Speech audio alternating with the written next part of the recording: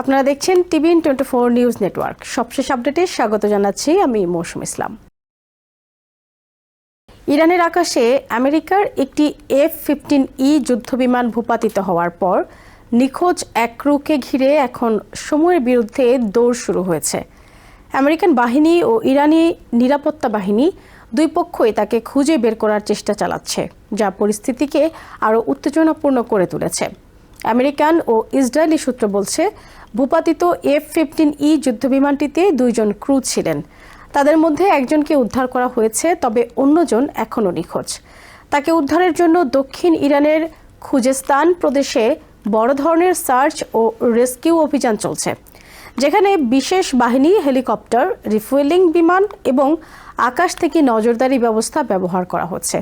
বিশেষজ্ঞরা বলছেন, এই ধরনের উদ্ধার অভিযান সময় সংবেদনশীল এবং অত্যন্ত বিপজ্জনক, কারণ শত্রু এলাকায় দীর্ঘ সময় অবস্থান করলে উদ্ধারকারী দল নিজেই লক্ষ্যবস্তু হয়ে উঠতে পারে।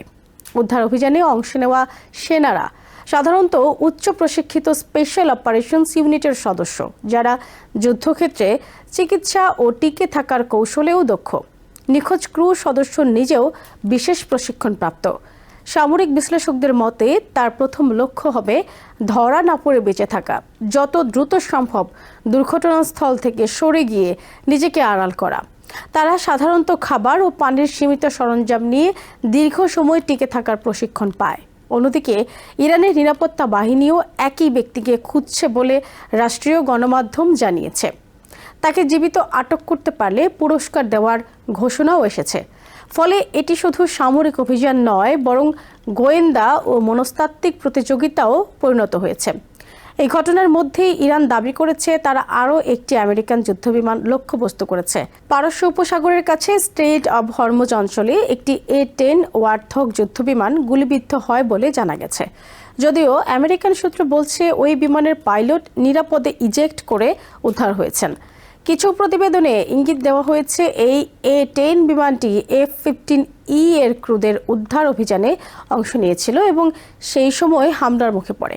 এতে স্পষ্ট হয় যে পুরো উদ্ধার মিশনটি সরাসরি সংঘর্ষের মধ্যে পরিচালিত হচ্ছে। এদিকে মধ্যপ্রাচ্যের সংঘাত আরও তীব্র হয়ে উঠেছে। তেহরান সহ বিভিন্ন এলাকায় বিস্ফোরণের শব্দ শোনা যাচ্ছে এবং ইরানের আকাশ প্রতিরক্ষা ব্যবস্থা সক্রিয় রয়েছে। ইসরায়েল জানিয়েছে, তারা পশ্চিম ও মধ্য ইরানে 70টির বেশি স্থানে হামলা চালিয়েছে, যেখানে ক্ষেপণাস্ত্র, লঞ্চার ও ড্রোন ঘাঁটিগুলো লক্ষ্যবস্তু করা হয়েছে। ইসরায়েলের প্রধানমন্ত্রী বেঞ্জামিন নেতানিয়াহু দাবি করেছেন, তাদের হামলায় ইরানের প্রায় 70% ইস্পাত উৎপাদন সক্ষমতা ধ্বংস হয়েছে। একই সঙ্গে তিনি জানিয়েছেন, ইসরায়েল ও আমেরিকা মিলে ইরানের উপর সামরিক চাপ আরও বাড়াবে। পেন্টাগনের সর্বশেষ তথ্য অনুযায়ী এই যুদ্ধে এখন পর্যন্ত 365 জন আমেরিকান সেনা সদস্য আহত হয়েছেন। নিহতের সংখ্যা দাঁড়িয়েছে 13 জনে। এই সংখ্যা দেখাচ্ছে, সংঘাত শুধু প্রযুক্তিগত বা দূরপাল্লার যুদ্ধ নয়, মানবিক ক্ষয়ক্ষতিও দ্রুত বাড়ছে। প্রেসিডেন্ট ডোনাল্ড ট্রাম্প বলেছেন, আমরা যুদ্ধে আছি এবং এই ঘটনার পরও ইরানের সঙ্গে সম্ভাব্য আলোচনা বা সামরিক পরিকল্পনায় কোনো পরিবর্তন আসবে না। তার প্রশাসন এখনও দাবি করছে যে তারা ইরানের সামরিক সক্ষমতা বড় ধরনের ক্ষতিগ্রস্ত করেছে, যদিও সাম্প্রতিক ঘটনাগুলো সেই দাবিকে চ্যালেঞ্জ করছে। সামরিক বিশ্লেষকদের মতে, এই মুহূর্তে সবচেয়ে গুরুত্বপূর্ণ বিষয় হল নিখোঁজ ক্রু সদস্যর পরিণতি। তাকে উদ্ধার করা গেলে এটি আমেরিকার জন্য বড় মনস্তাত্ত্বিক ও সামরিক সাফল্য হবে। তবে যদি তিনি ইরানের হাতে আটক হন, তাহলে তা পরিস্থিতিকে আরও উত্তপ্ত করে তুলতে পারে এবং নতুন কূটনৈতিক সংকট তৈরি করতে পারে।